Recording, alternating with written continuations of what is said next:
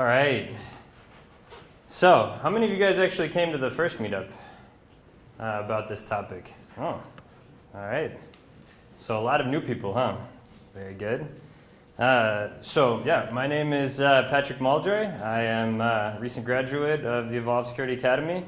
My background is in political science and international relations. I am from the Republic of Estonia, which is a little country in northeastern Europe, and have a long history of Russian hacking ourselves, but I'll get to that in a little bit.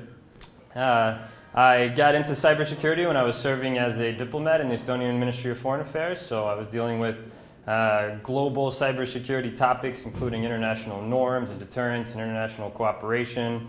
I decided to do the Evolved Security Academy to bolster my technical credentials. I can't say enough about how awesome I think Evolve is. I got to be honest, I kind of miss coming here every day for the boot camp, but I got my sweater and my sticker, and I get to come and speak about the things that I care about still every once in a while, so that's good. So today, I'm going to talk to you guys about quite a few different things. I know most of you here probably want to get to the meat of the election hacking as quickly as possible, but we are going to approach this through the lens of a topic in cybersecurity that's becoming, I think, more interesting and more relevant, especially to government and to bigger companies, but I think also to smaller companies and to individuals overall. So we're going to go through a little bit about threat intelligence or cyber intelligence. We're going to discuss some of the types of analytic tradecraft that is used in this field. We're going to apply that to the Russian election hacking case, and then we're going to think a little bit about the future of what Russian cyber capability usage is going to mean in the next year and in the next few years. So, how many of you guys have seen a threat intelligence presentation before and know a little bit about threat intelligence? Have heard about it? Okay, good amount. Maybe everybody's just kind of shy. We'll get warmed up though. The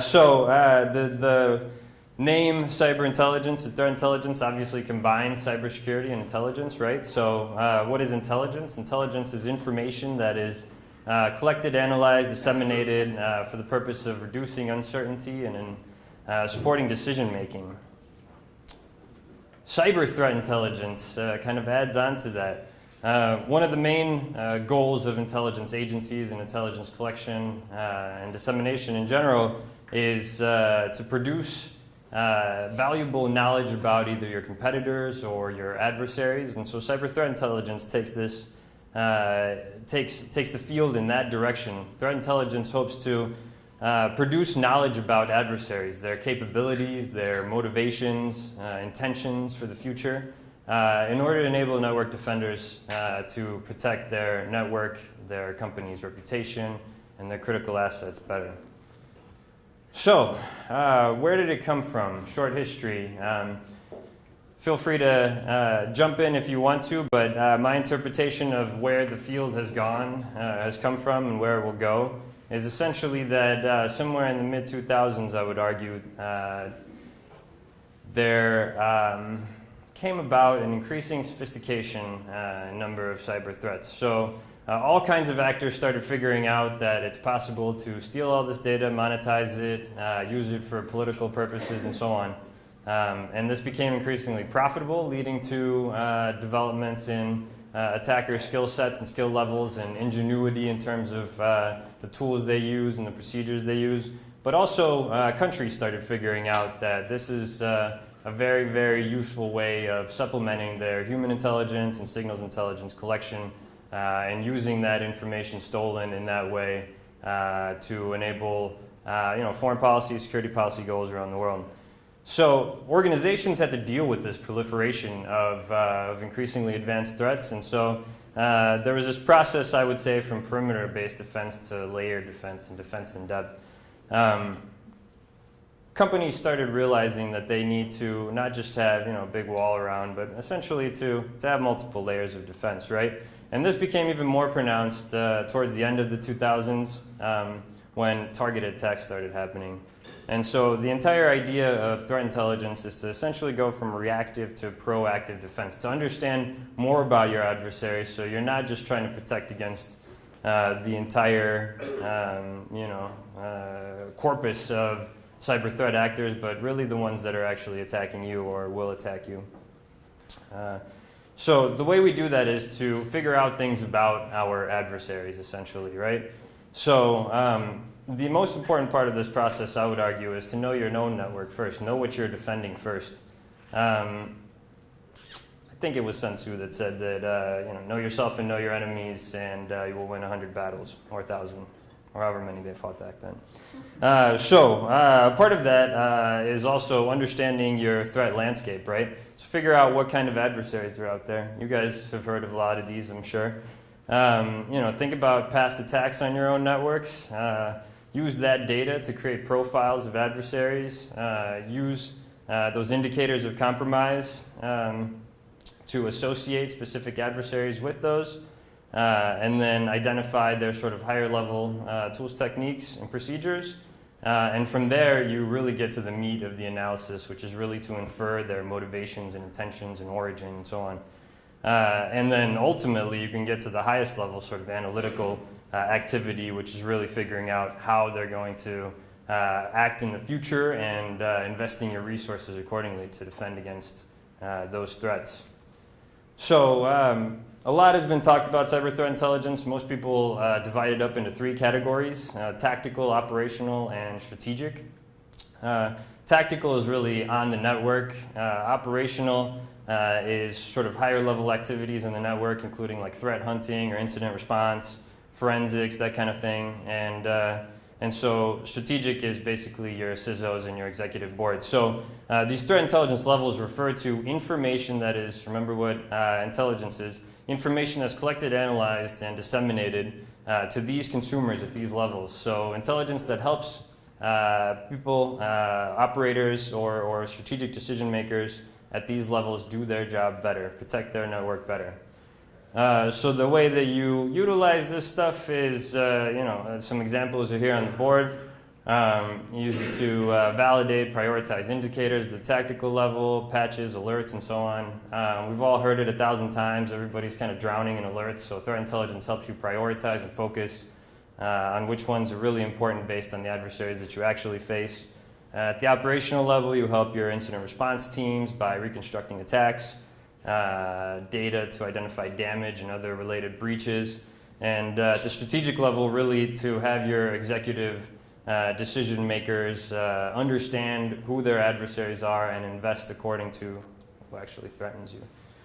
So I'm going to go through, there's a lot of information on all of these slides. I'm going to try to go through the tradecraft aspects of it quicker, and we'll get into how some of this applies to the Russian election hacking case too. And all of these slides will be available after the fact on GitHub and so on. So don't worry too much if there's a lot of information on the slides. But at the tactical level, threat intelligence helps to not have false positives or as many false positives, reduces the amount of false positives, prioritize patching, automate the flow of information, and provide indicators to security operations analysts. At the operational level, you can provide a bit more situational awareness to your incident response teams that are chasing the threats that are already on your network, and provide more information that lets them do their job more effectively. At the strategic level, you really provide, threat intelligence provides managers with a better understanding of who the actual threats are and helps CISOs communicate this stuff to the board. A lot of different sources of threat intelligence. You can get it on your own network, from outside sources. Your own network could be logs, SIM alerts, packet capture, and so on. Externally, you guys probably read or see, whether it's news sources or vendor security blogs and that kind of thing. You also have VirusTotal and analogous sites. And if you're working in the field, you often have sharing arrangements between like-minded companies, individuals, or people in the same industry sector. But an important part of these sources are really the data itself. So it's extremely important that threat intelligence is accurate, timely, and relevant. Diverse is a little bit more questionable, in my opinion. And we'll get back to this in the Russia election hacking case and the report that was disseminated by the government later. But remember these three critical characteristics. So a lot of different tools to provide threat intelligence, to know more about who's attacking you and who's attacking everybody else. There's a lot of open source ones. You guys see them on here. Proprietary, all of your AV providers and security solutions providers nowadays have a research arm that provides you with a lot of this useful intelligence. And also, there are specialized providers, some of whom are on the board here. And very importantly, too, it's not this doesn't occur in a vacuum, and your intelligence is bolstered when you share it. Other companies have data that's relevant to you. You have data that's relevant to other companies or agencies. And if you can get over the challenges of sharing data, it's extremely useful to cooperate on sharing this threat data. So you have different forms of intelligence sharing. You have these trust groups. You have intelligence providers. Public-private partnerships, community, and some of those formats down there are important too at the tactical level, the ways in which data is shared and how that's understood and parsed and so on. So that was, I think, a quick and high-level overview of what threat intelligence is. Now there are some specific aspects of analysis and tradecraft in the field of threat intelligence that are becoming increasingly more useful and more relevant in the field, I would argue. And one of these, you guys might have heard this, is cyber kill chain. So this was the result of a white paper by Lockheed Martin. Kill chain refers to the structure of an intrusion, so the phases of a cyber attack, so to say. So it's used for to develop actionable intelligence. And each phase is mapped to courses of action. So you're not just understanding the threat and how it attack you, but you're also able to use this information to defend your network better. And the idea behind the kill chain is essentially that we hear a lot about attacks happening at network speed and speed of light and all this stuff, a lot of times by politicians who really don't know very much about what they're talking about. And the cyber kill chain just goes to show that it's a pretty complicated thing to conduct a successful penetration or a successful attack. They have to spend a lot of effort, and these are just the stages that they have to pass through in order to attack you. And the idea, of course, being that once you understand how an intrusion happens, you can take steps to block it. Right? So these are just the phases of the cyber kill chain, and just some examples for you guys. So reconnaissance, weaponization, delivery, exploitation, installation, command and control, actions on objectives. So just some examples there on the board too, and we'll actually use this cyber kill chain later on in the presentation to analyze the intrusions into the Democratic National Committee. This is just a nice little visual aid to show what defenders can do at any part of the cyber kill chain. So what steps they can take, what technologies they can implement in order to protect their network better, deny these benefits to their adversaries. Another form of tradecraft is something called the analysis of competing hypotheses. So this was something formalized by Richard Hoyer Jr. in Chapter 8 of a book called The Psychology of Intelligence Analysis. It's made publicly available by the CIA, and it's extremely interesting. So I would definitely refer to you guys to that if you're interested in these topics. It's sort of scientifically based. Cognitive psychology, decision analysis, and the scientific method kind of inform this form of analysis. And it helps analysts overcome limitations and make their analysis more effective. And I mentioned here that it's particularly appropriate for controversial issues, and we'll get to that. We'll also use this form of analysis in the case of Russian election hacking as well. So here is the formal method of conducting this. Hoyer's got a nice long list. Analysts sit in their 3-letter agencies and corporate headquarters and do this, I would say, on a regular basis. And it takes them days and sometimes weeks, so we won't be doing that up here now. But I will go through a shortened version of this with respect to the DNC hack. So that, I believe, is the end of my intro to cyber intelligence and threat intelligence in particular. I think it's a field that is increasingly valued by by companies and by government agencies.